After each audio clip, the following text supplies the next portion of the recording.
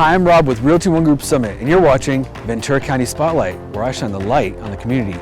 I'm here with TIki Tony and his Land Rover. We're gonna find out what's inspired him to start his TIki business, and what started him where he's at now with Disneyland and also Knott's Berry Farm. So let's take a look at his small little paradise.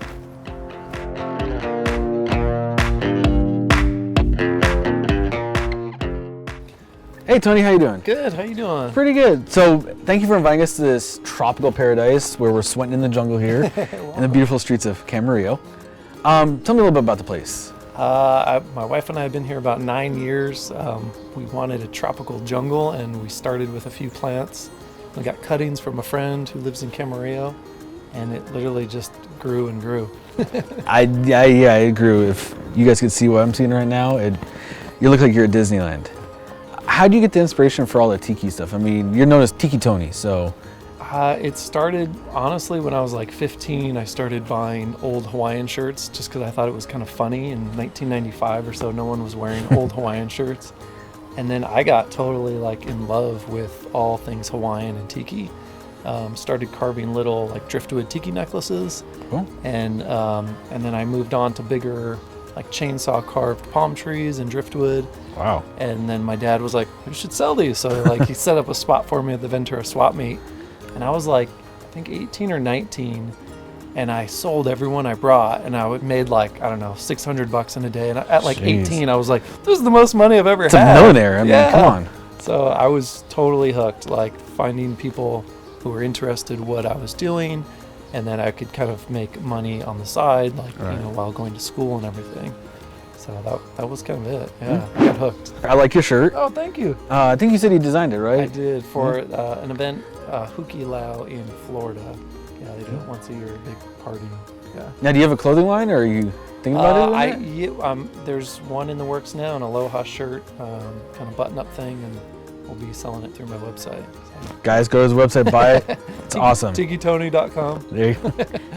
So, I mean, obviously, what took it from kind of more of a hobby to what it's grown to right now? When I look back, I was doing it nights and weekends for almost 20 years. Wow. It was the internet, really. It was like growing on Instagram and Facebook. And then once I was able to sell on my website, I was able to sell a lot of things all at once. Right. And that's when I went. So I was a school teacher for 5 years, teaching art. Lost that when the housing crunch thing happened. And then I was a pool cleaner for 5 years, working for my father-in-law. Really? And then it was like TIki was slowly building, and I was getting so busy with TIki that I had to like cut back on pools. And then 2 years ago, I was able to quit that and do this full time. And wow. Yeah, I love it. Well, congratulations on that. Thank you. Now, what are some local places that you have stuff? I know, obviously, Ventiki. If anybody knows where Ventiki is at, right near Main Street. Where else? Locally, Ventiki, Tonga Hut in North Hollywood, and then San Francisco, there's Pagan Idol. I'll have stuff in Zombie Village, other places in the Bay Area. In San Diego, there's False Idol. Okay. Any tiki bar, like in California, it seems like I've done their glassware designs or menu art.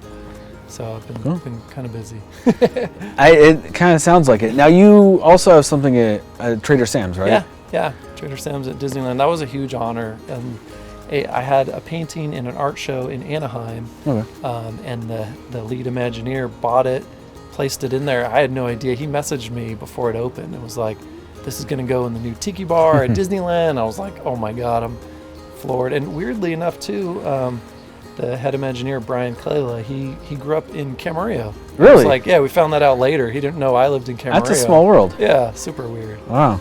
So what's your vision for, I mean, obviously you have your online business. Where do you want to take it from here?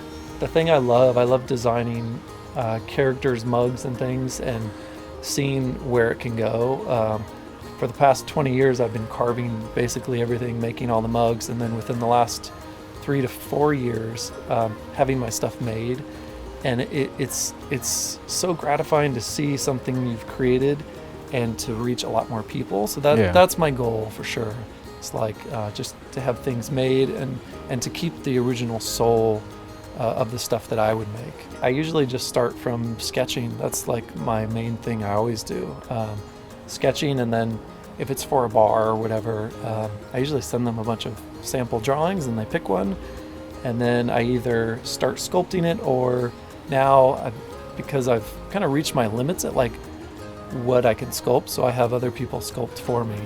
So then we go from there. So you're kind of like a worldwide business now. I mean, Well, I don't know about that. just here in downtown, you know, local Camarillo, you know, you're a pretty well-known name. Try to work smarter, not harder. Cool. Well, thank you so much for taking the time to Thank talk you. to me. Appreciate it. If you guys have any more questions, I'll post his information down below as well as mine. But until next time, this is Ventura County Spotlight signing off. Thank you.